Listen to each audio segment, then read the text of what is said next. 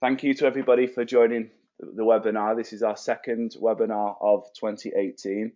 Tonight, I'm very pleased to have with us Dr. Jean Côté of Queen's University. He's going to be talking on what is transformational coaching. So we're very, very lucky to have Jean, and I know you're very lucky to be on this and make the most of it. Please feel free to answer questions in the questions box, and we'll take questions at the end of the webinar. So anything you want to ask us, please feel free. But without further ado, Jean, over to yourself. All right. So good evening, everybody. Thank you, Dave, for the introduction and for having me on the webinar tonight. And I also like to thank Billy Wilson, who also contacted me regarding doing this tonight. So happy to be here. What I prepared is about a 30-minute presentation that I will give with PowerPoint slides. I am looking at the screen, so if you have questions during the presentation, I would be happy to answer them. Or we can take some time after. I believe we have an hour, so 45 minutes total. So I'll be happy to take any questions at the end. But if there's anything during the presentation that you are not sure about, also happy to answer those questions. So the work that I'd like to present this evening is some of the work that has been done and that is sponsored by the Social Science and Humanities Research Council of Canada. It is research that really focuses on the interpersonal behaviors of coaches. So I will start, and like the outline of the talk is pretty simple, three main topics I'd like to cover. And I'd like to start talking about what is coaching effectiveness and providing a definition and kind of a common understanding of what we mean by when we say I'm an effective coach or I'm not an effective coach. Then I will try to link this to some leadership perspective and explain a little bit about different leadership theories. And then moving from there, linking coaching effectiveness with leadership, we'll talk about transformational coaching, and then I'll have the conclusion at the end. So the first component of the talk is coaching effectiveness. And I'll go right away to the punchline and give you a definition of what coaching effectiveness is about. And this is in 2009. This is a paper, a review paper that we did where we review a lot of the literature on coaching. And with Wade Gilbert, we kind of came up with a short definition of what coaching effectiveness is. And I would like you to read it. It's on your screen. So basically what we said is that coaching effectiveness is the consistent application of integrated professional, interpersonal, and intrapersonal knowledge to improve athletes' competence, confidence, connection, and character in specific coaching context. So what I would like you to pay attention to is that there are three components to this definition. And the first one is, if we want to define coaching effectiveness, we need to determine a certain content of what coaching is about. And that content, we define it in terms of professional, interpersonal, and intrapersonal knowledge and behaviors. And then that content, or the things that coaches do, those behaviors at the professional, interpersonal, and intrapersonal level, have an effect on athletes' outcomes, which we define as competence, confidence, connection, and character. And then every coaching context would be different. So if you coach 5 and 6 years old, or if you coach 10, 15 years old, or 20 years old, or 25 years old, that would be different. So that's the third component of the definition. So another way to look at the definition is maybe a more friendly way, is to look at, on the left side here in the circle, is the knowledge and behaviors of coaches that have an effect on some outcomes in terms of competence, confidence, connection, and character. And that's done within a context. Again, depending on the age of the athletes or the recreational level. So central, as you can see, the center of coaching is the professional knowledge. And we define the professional knowledge for you in soccer as everything that you need to know about soccer specific skill, soccer, so the technical aspect, the mental aspect, the everything that's related to the execution of skills would be related in terms of would be related to professional knowledge. Then the interpersonal knowledge is how, so coaches can have a lot of professional knowledge, but they have to transmit that information to their athletes. And that is the interpersonal aspect of coaching. So the communication aspect, the ability to transmit that information, that soccer specific information to your athletes so that they're able to use it in an effective way. And finally, the outer circle is the intrapersonal aspect. And that's the ability of coaches to reflect on their practice and to improve through their practice. So intrapersonal is the reflection aspect of coaching. And that's a very important aspect of coaching, and that's how coaches improve. You go to a practice and things don't go very well, you come back and you reflect on your practice, and then you improve from that. So that's the professional, interpersonal, and intrapersonal aspect of coaches' knowledge and behaviors. And I think it's a good way to see, you know, as a coach, where do you put most of your focus? Do you focus more on the professional or the interpersonal aspect of coaching? And these three things integrated together, these three types of behaviors integrated together, leads to some outcomes. And competence is competence. So you want athletes to be competent in soccer and to be better soccer players. And you want them to have confidence in their ability. You want them to make sure that in any teams or any sport, you have athletes that need to connect with their peers, with their colleagues, with their teammates, with their coaches, with the parents. So that's the connection aspect. And then finally, the character one is the integrity, the compassion, the caring, the sportsmanship that is very important for any sport.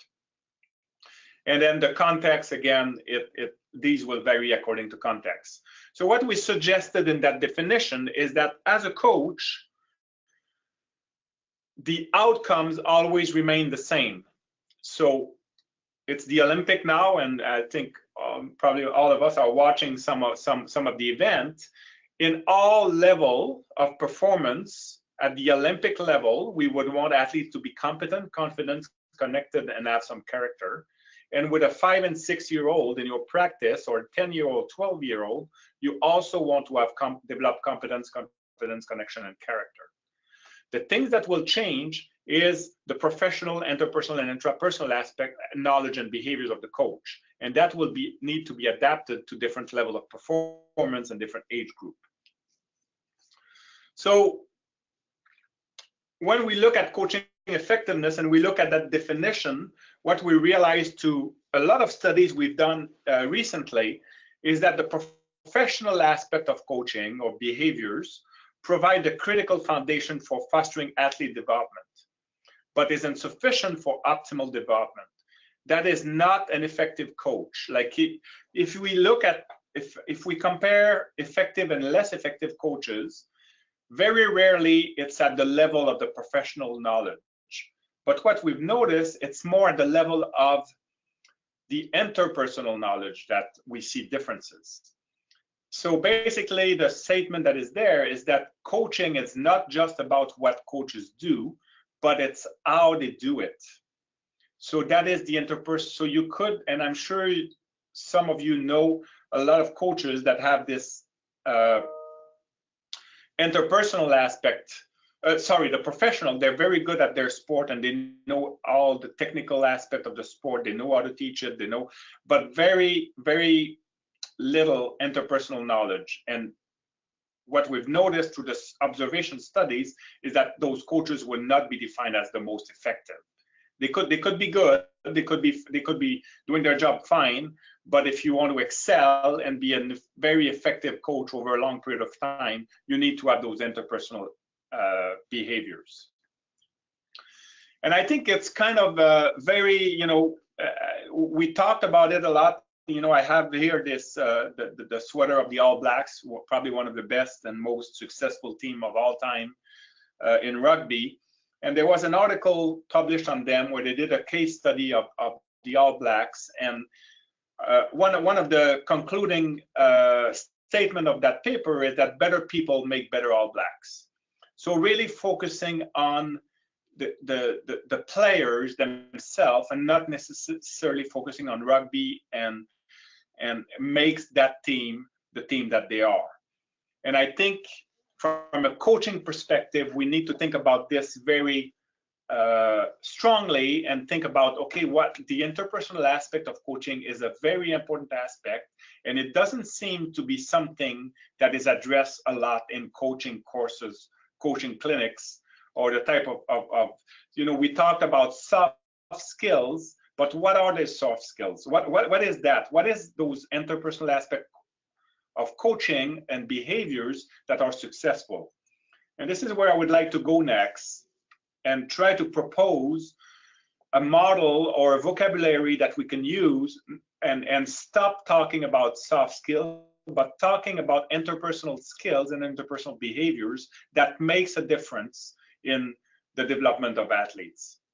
So I'll talk about interpersonal knowledge and behaviors, but also it's important to be critical of those interpersonal knowledge and behaviors and to use intrapersonal knowledge to analyze those behaviors.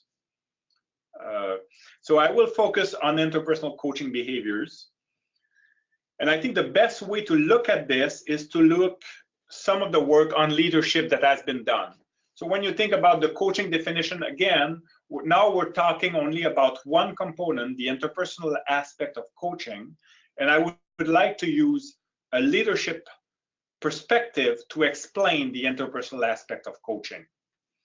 So what you have here in front of you is you have a two continuum, one that goes from top to bottom, that goes from ineffective to effective coaching behaviors, and one that goes from left to right, where you have behaviors where you have a coach that is not engaged and a coach that is very fully engaged in a practice or with their athletes. So we could populate each of these boxes, and the first one is when you have a coach that is engaged and is not effective.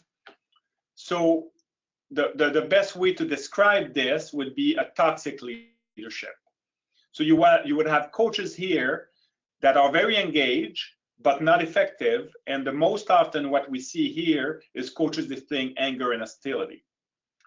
In the other box, where you would have a coach that is not engaged but is ineffective. So the best example here is you have coaches that are in practice, but they don't even look at their athletes. They're checking their email or taking a phone call or doing other things that is not related.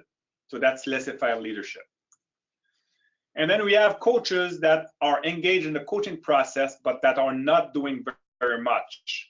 Or they're doing things, but there's no tone, no emotion. There's just basically, you go there, you do this, you do that, and then it's a very neutral type of leadership.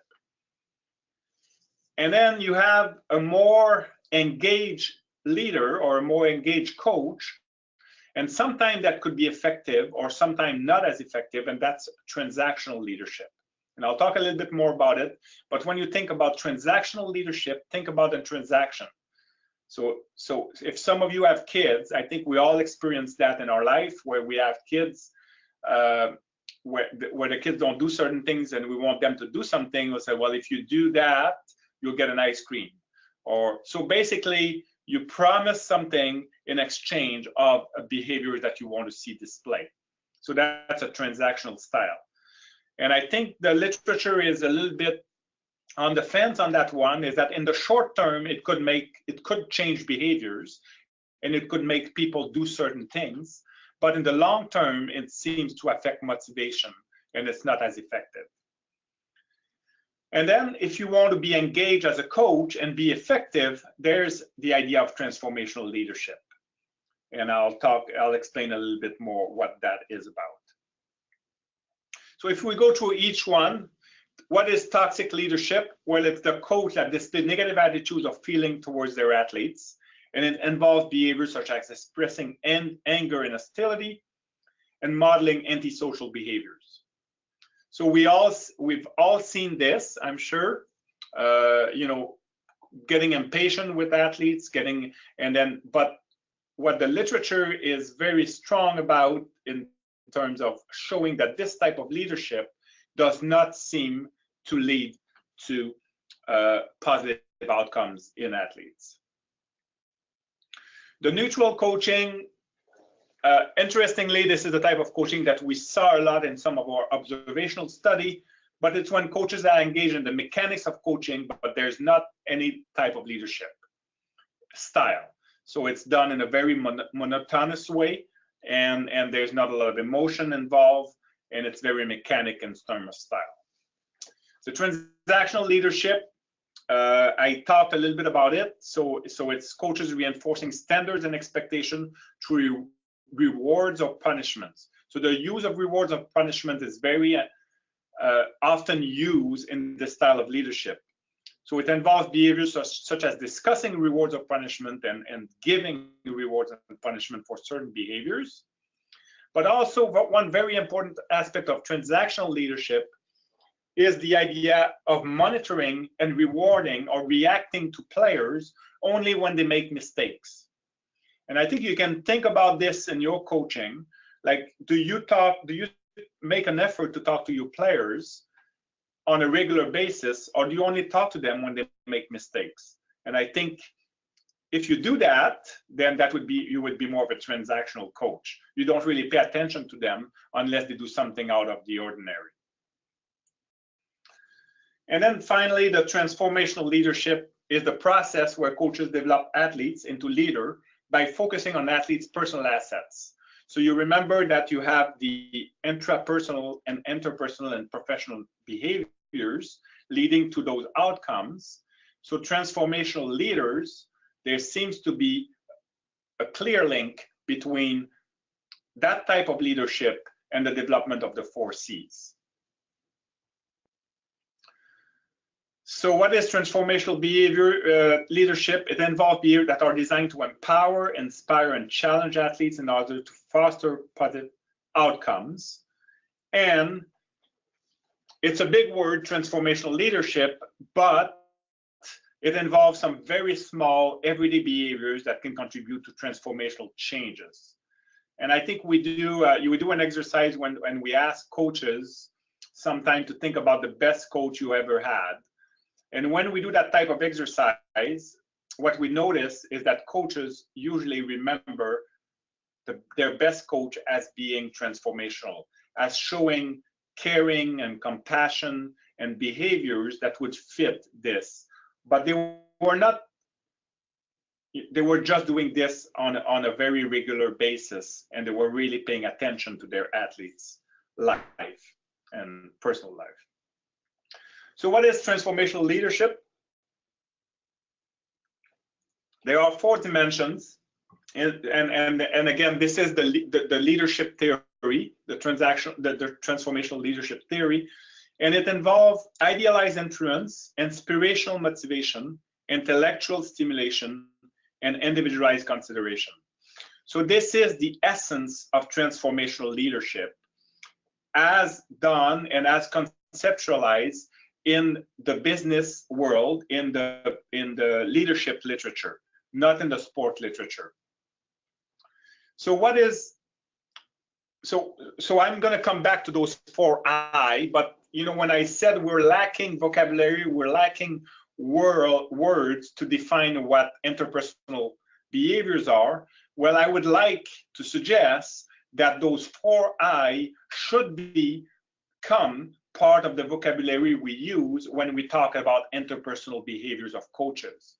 When we talk about professional behaviors of coaches, you have a vocabulary that you use to talk about skills, to talk about kicking, to talk about passing, to talk about strategies in a game.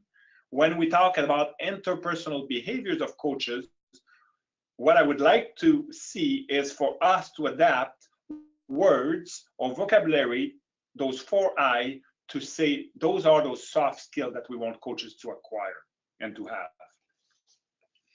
So why should we use transformational leadership and not other types of theory? Well, from the research, we know that those 4I, we know that they work and we can teach them. And we know that they work across contexts, not only in sport. Lots of research has been done in business, education, healthcare, military, and sport, and show that when people think about the 4I in their practice, it seems to lead to some better outcomes. We know it works, and we know how it works. So the way it works is that when you adapt behaviors that fit within the 4I more often as a leader, it will change the follower perception of their task. So they won't see soccer as the way they were seeing it before. It changes perception of themselves. They become more confident, self-esteem increase, they feel better about themselves. And it also changes the relationship and the environment. So it will change relationship with you and your players, and it will change the relationship between the players themselves, and it will also change the climate and the environment. And I'll talk a little bit more about this. And the last thing is that we know from the research that it could be developed. And I'll talk about some of the workshop that we're doing and some of the work that we're doing with coaches to help develop those behaviors and to help get athletes, to get coaches to implement those behaviors more often. So I just want to go back to conclude this this section. Just want to go back to the model of full range leadership model. I'd like you to take about 20 seconds to look at the different styles of leadership that are here. Those are interpersonal style of coaching, interpersonal style of leadership. And I want you to look at those and try to think about which one of those do you employ the most? Do you use the most in your coaching?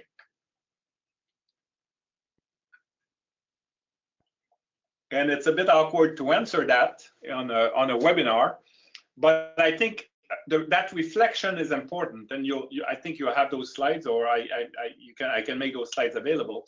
But reflecting on your leadership, on how you interact, and having an understanding of the different style of leadership and how effective they are, I think is a very important aspect for the intrapersonal, reflecting on your coaching. So not reflecting only on the professional aspect of coaching, but reflecting on how you transmit that information and how you lead your team. So I will talk now, take about 10 minutes to talk about transformational coaching and define it a little bit better and what it means. So we've talked mainly about transformational leadership. So what the work we've been doing in the last 3 or 4 years has been to try to adapt transformational leadership in terms of what it means in terms of coaching. And this is kind of a very small adaptation of the 4I to coaching, but basically, if you look at idealized influence, the first I of transformational leadership, in coaching, what it means is that practice what you preach. And as a coach, do you practice what you preach? Do you arrive, you tell your athletes to arrive to practice on time. Do you arrive to practice on time? You tell your coaches to respect the referee and respect the opponent. Do you do that in your practice? So that's idealized influence. Idealized influence is your set of value as a coach. And that is transparent. Okay? Athletes see that. And that set the tone to your coaching. And those values, how do you transmit those values to your athletes? Inspirational motivation is the belief that you have in your athletes. Do you believe in each and every athlete that you have on your team? And it doesn't mean, there's some weaker athletes on the team, but are you able to find something to tell them? Do you believe in some strength that they have, and do you show that in your coaching? And that's very important to set the tone for being a transformational coach. Intellectual stimulation is involving athletes in the coaching process. And that's a very important aspect of transformational leadership and a very important aspect of transformational coaching. And it means to ask questions, to get athletes to think, and not always telling them what to do, but really involving them in terms of why are we doing this drill today? And why is that important to do that?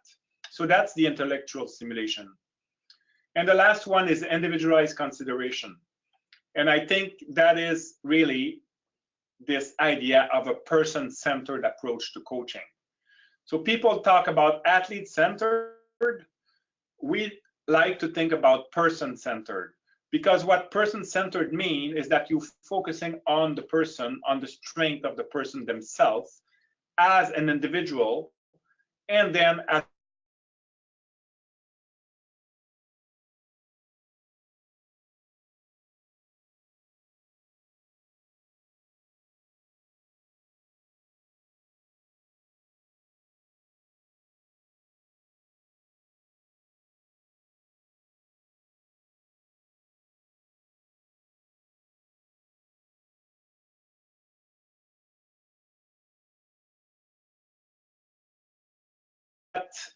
we've looked at those, and we've came up with, again, with the research. And Jennifer Turnage is one of the most has been very important in the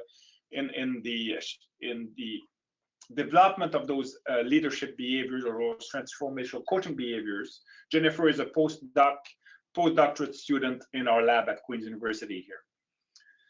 So what you have here, I'm not going to go through, I'm not going to spend too much time on this, but you have 11 behaviors that seems to reflect the world of coaching and the world of sport. Those 11 behaviors fit within one of the eye of transformational leadership. So I'm just going to show you quickly what they are, but the first two behaviors of transformational coaching are coaches that are able to discuss and model pro-social values and behaviors. So basically the idea of, do you do what you want your athletes to do? Do you model those types of behaviors? So that's idealized influence. And the ability to show vulnerability and humility, that's also idealized influence. So here, I think if you do a drill and your athletes are not doing the drill well, are you able to apologize? Are you able, or do you say, you guys are not doing well today, what's wrong with you? Or do you just say, okay, we're not doing well, maybe it's my fault, because maybe I'm asking you to do something today that is a little bit above your head or not.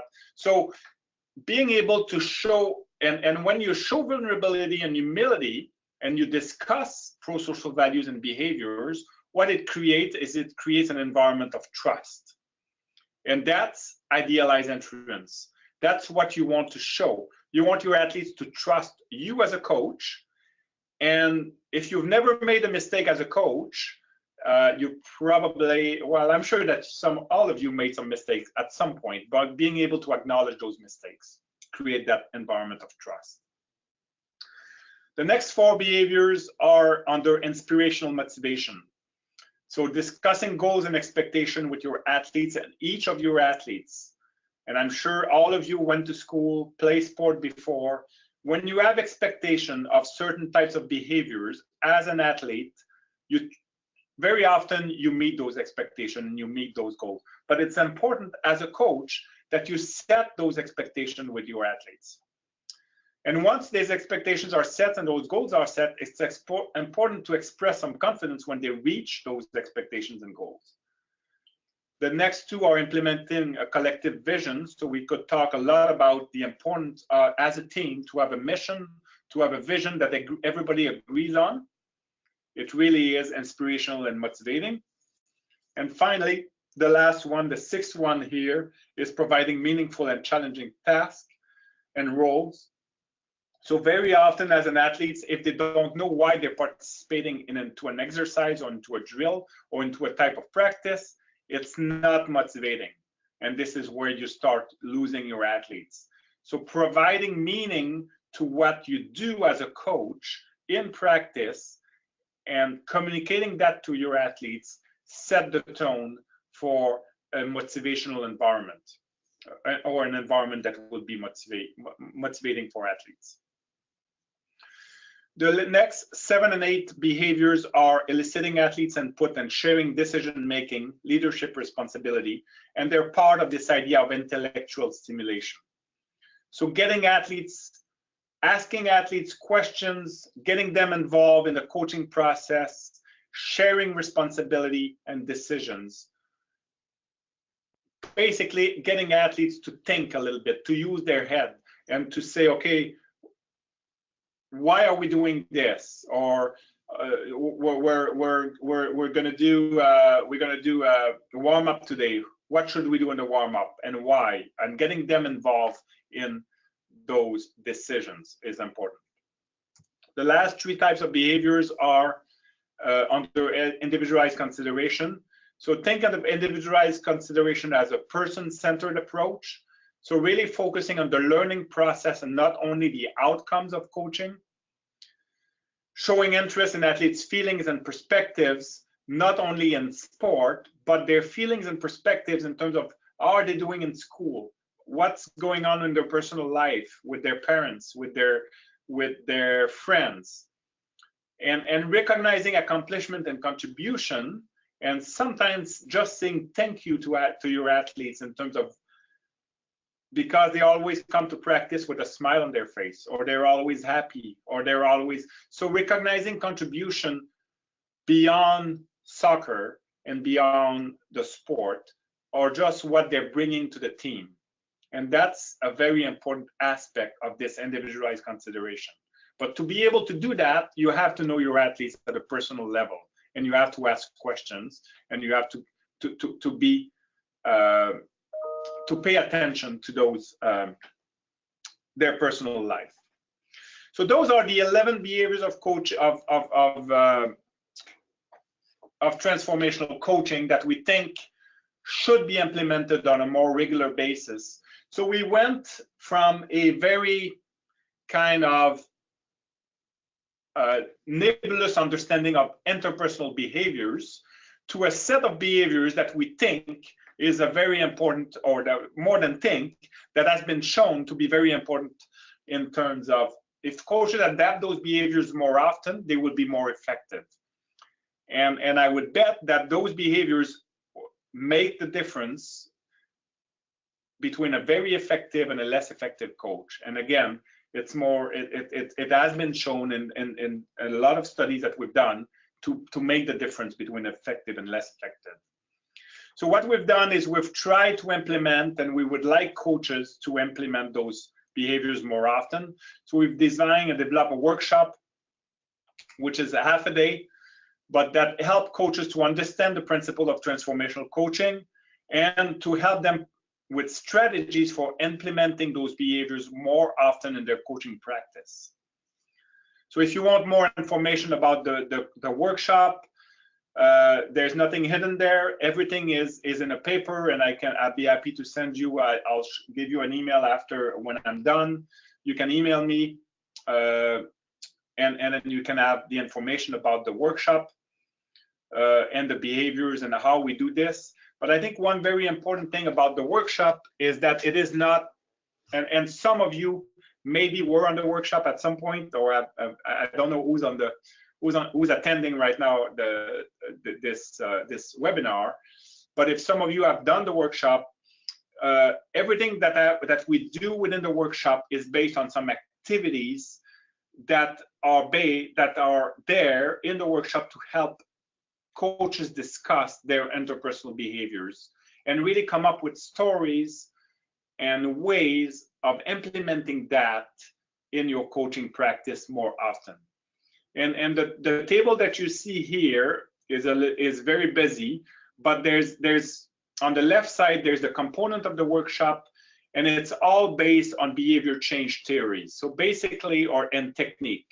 So basically, every component of the workshop try to get coaches to reflect and on their behaviors and to integrate those behaviors into their future practice. So at the end of the day, at the end of the 4 hours, you have a plan of action in terms of changing those behaviors and implementing those behaviors more often in your coaching. And it's not an easy thing, but it is something I think that is that is very important in terms of how it's done. We've just completed a study. I have one of my master's students where we looked at behaviors before a workshop in soccer coaches, and after the workshop, and we've been able to show differences. So just a 4 hours reflection on those behaviors can create changes and can create real changes in coaching. And again, I'm not trying to sell this, but I'm just trying to emphasize the importance, and I don't think you need, everybody needs to do the workshop, but everybody should have a good understanding of what those interpersonal behaviors are that makes a difference in athletes' life and athletes' development. So what is transformational coaching? Again, probably just to conclude here,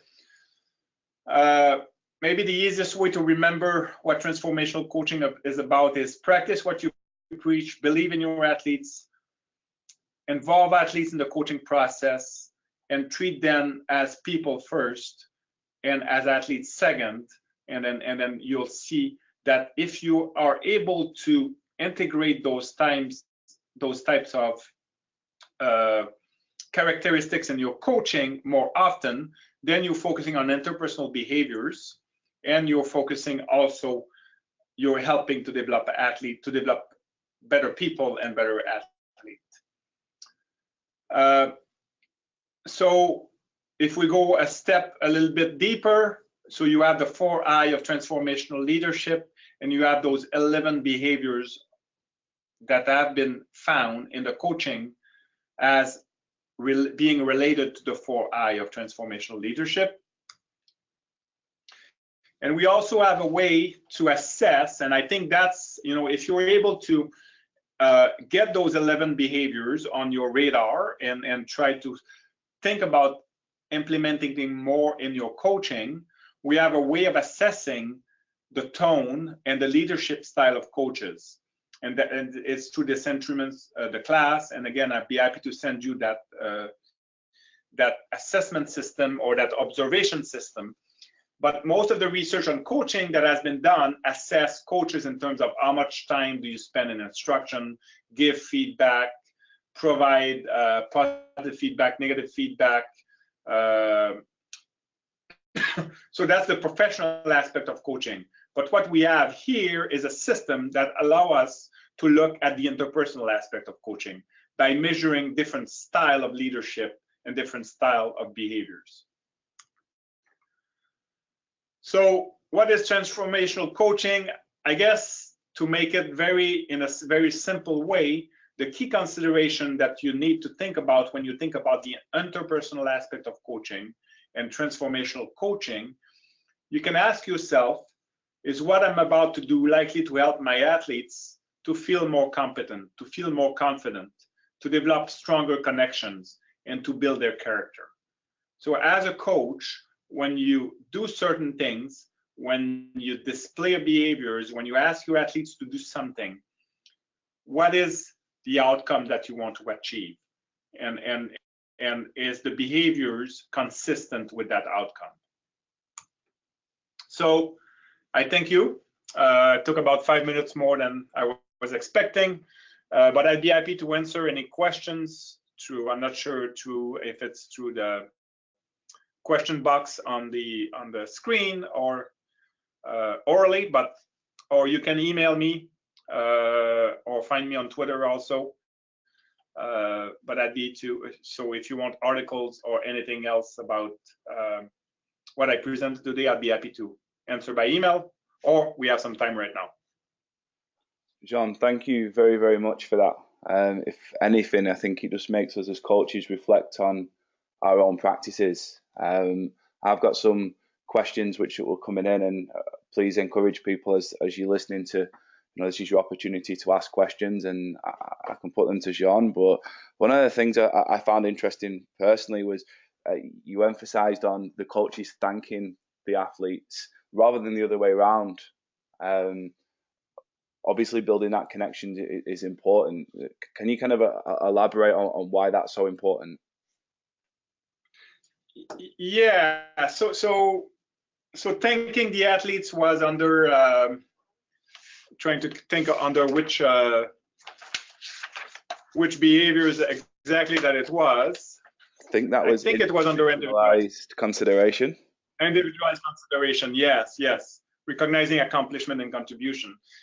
I think, it's when we think about very small little things that people do for us, I always think, when I receive thank you emails, or we all think about thank yous that we receive in our life sometime, that we just keep the thank you card, or keep the email, or keep the note.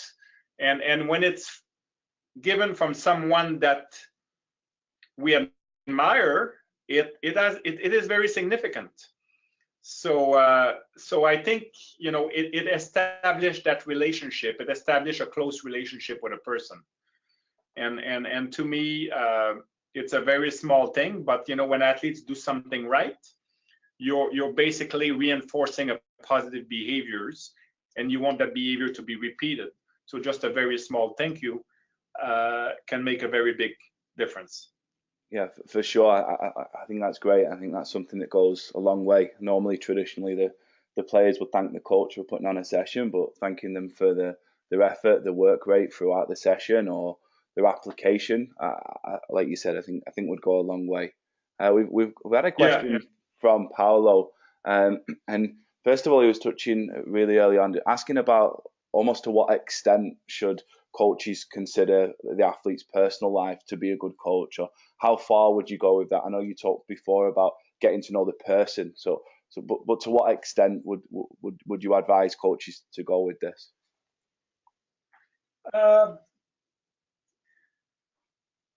Well, I think that there's a bit of you don't want to be creepy, in terms of, but I think it's important to understand where athletes are coming from.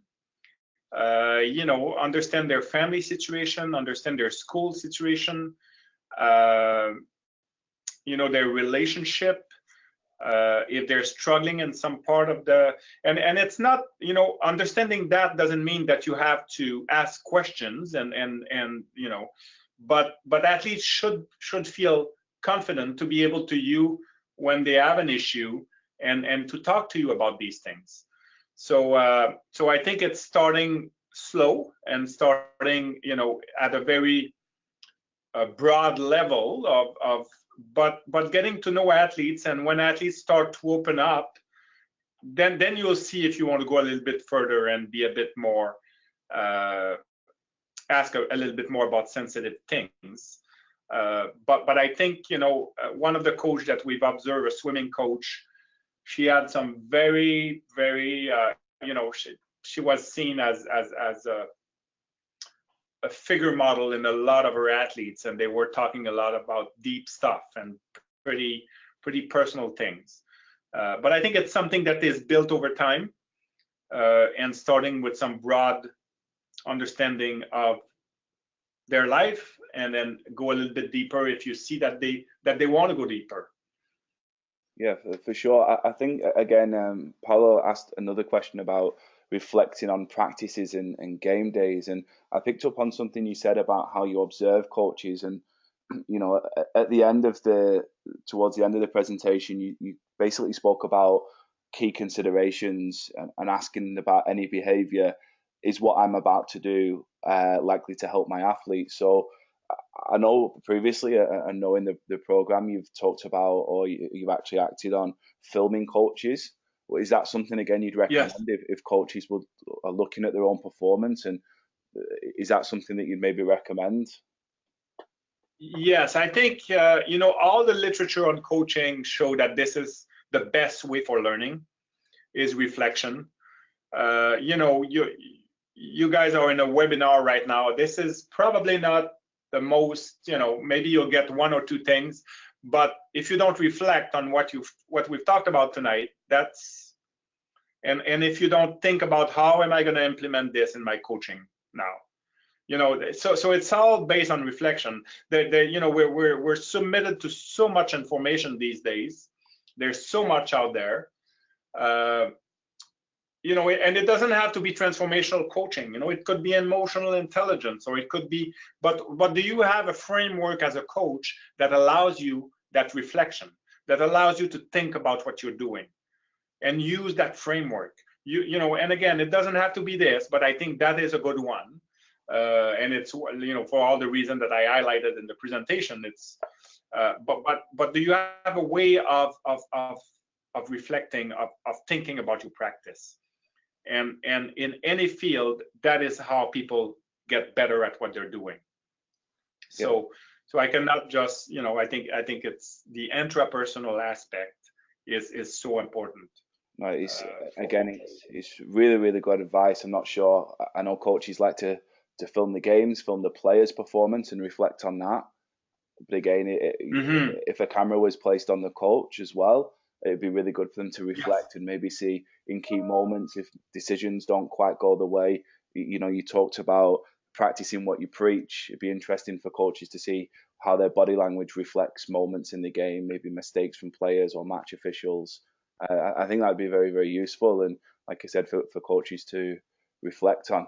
I did have another question though, Jean, from Jeffrey, and he asks about the value and I'm guessing Jeffrey's actually along the lines of what we're talking about and trying to convert one of his colleagues more who might be more of a traditional yeller or a screamer, as he put it, about the value. Okay.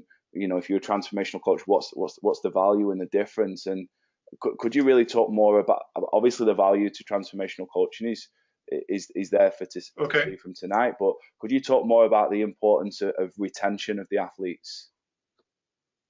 Yes. So I think the value as a coach, you need to determine what is, the idealized influence. You need to decide what your set of value is and what you want to accomplish and what you want to your athletes to be like when they're done with you in sport, in your program or in your coaching, or when they leave your program.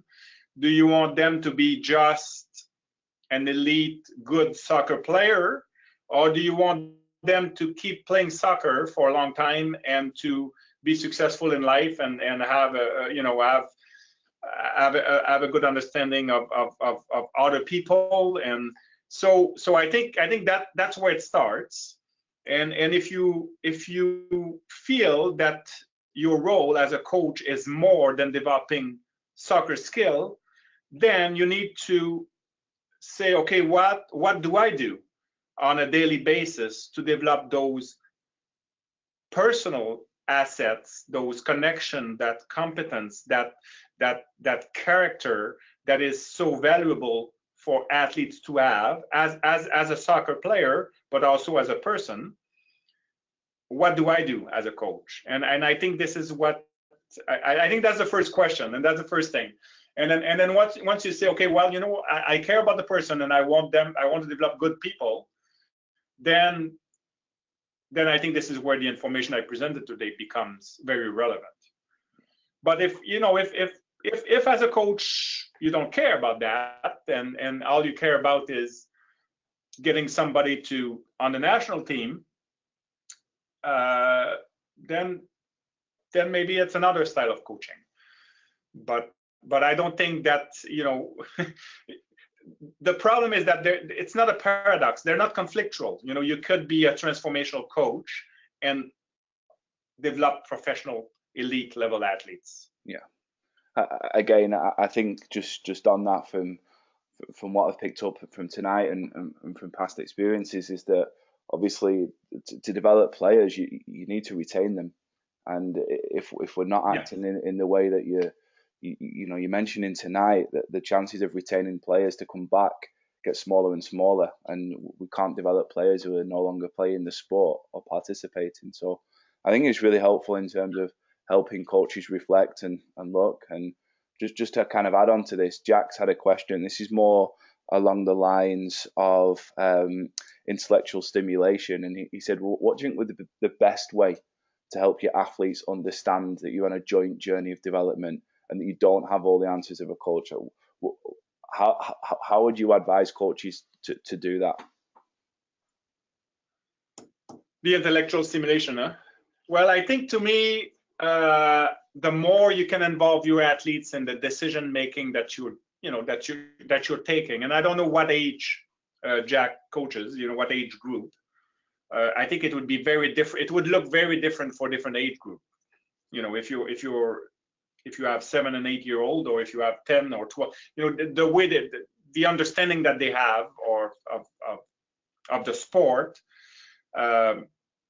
But I was in Switzerland last week at a conference, and the head of coaching for Belgium was there, soccer in Belgium, and I don't know if you are familiar with the system there, but they completely revamped their development system for soccer, and basically under 6, they don't want the coaches to get involved. They basically tell the game is 2-on-2, 2 against 2, and they just give the ball to the kids on a very small field, and they should just play.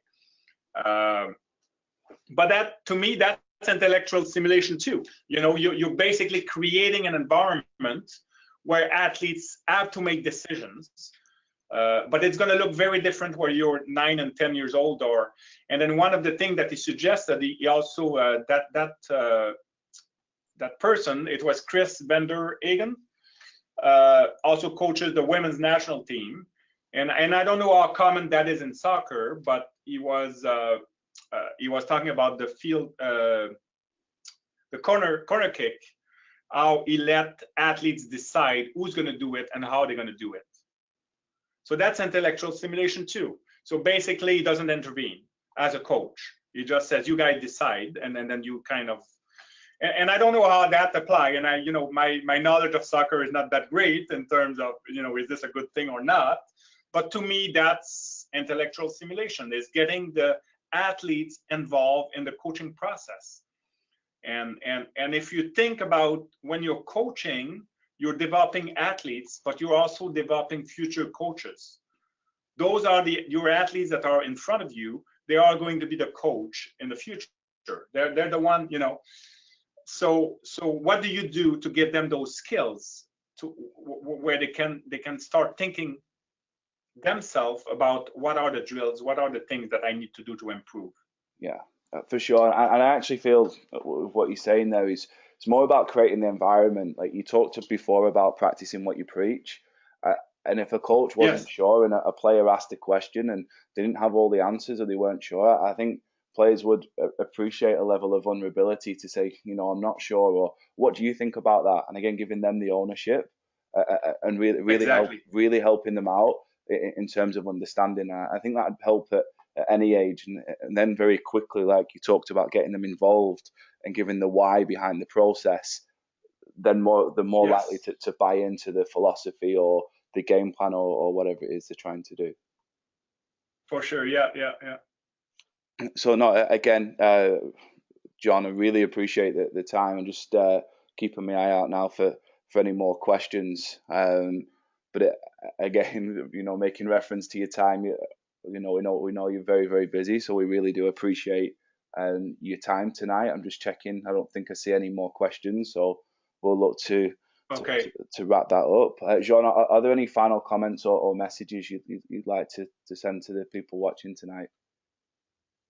Well, not too much. I think I'm available, and I guess I do work with Jason DeVos and Canada Soccer, and I think if there's a sport in Canada that is really buying this stuff and really believing in this and believing in the research, it is soccer. And I think what coaches are doing and what everybody, this kind of webinar and kind of spreading the words and talking about these things is so important to me. It's such an important aspect of coaching that, like I said before, that we don't really teach or that we don't really learn about. But why not? Why don't we start talking more about this? And I think the more people talk about this, we're going to create a better world for kids in sport, and sports suddenly will become a lot of fun, and then we'll create better people, and I think it's something we need to talk about. Well, thank you, and again, I really do appreciate that. I know I appreciate the opportunity to do this tonight. Yeah. No, thank you. And just to touch upon that, I know you mentioned Jason DeVos at Canada Soccer, and he's a huge advocate of the transformational coaching workshops, and I know he's looking to build that into the coaching pathway. Past December, the workshop was built into the A license course. And again, I've just been asked a final question about where are some of the transformational workshops being held, and obviously your contact details are on the screen. So would that be something we can advise to contact yourself or Jennifer at university? For sure, and then at this point, if we are able to collect data, because we want to see if this works, if this is, like I said, there's a few studies, there's a couple of studies now that we've done with clubs in Ontario, but we would be very open to, and it is free. It is not something I'm not trying to sell. This is not a business. This is research. And the more we offer it, the more we're happy. Up to a certain level, but I would be happy if you want to contact me. Probably I would redirect you to Jennifer Turnage, who's kind of responsible of this, of the delivery of the workshop. But whenever I can, I try to attend those and deliver those too, also with Jen. But if your club is interested in getting involved in the research, getting involved in collecting some data, or anything that I talked about tonight that would be of interest, I would be very happy to help. Wonderful, John. Again, thank you very much. Very conscious of your time. I just want to let anybody listening know we've got a third webinar of 2018 coming up on the 29th of March. That's with Joel Baker from the York University. He'll be talking on talent ID. This webinar you're viewing tonight will be uploaded on the Ontario Soccer website in the next couple of days, so we'll make sure to look out for that. That'll be alongside our other webinars that are hosted there, and also our session plans, session videos, and every other online resources that we have available to you. So again, just finally want to thank John for your time. Really appreciate that. And if there are any questions, please feel free to reach out to John directly or myself, dkelly at ontariosoccer.net. Thank you, John. Thank you very much, Dave. Thanks, everyone.